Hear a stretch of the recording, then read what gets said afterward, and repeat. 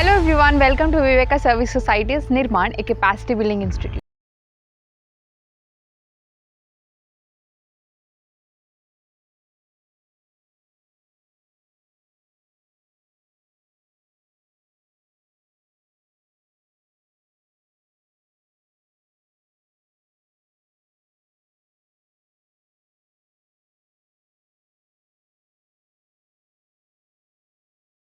Tomorrow's history.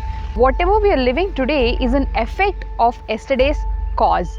So the causal effect of whatever had been happening since all through years, starting from the evolution of the human, all of this belongs to history. But is history not about the formation of volcanoes, formation of landforms? No, that is geology. Then what about the history where dinosaurs were there?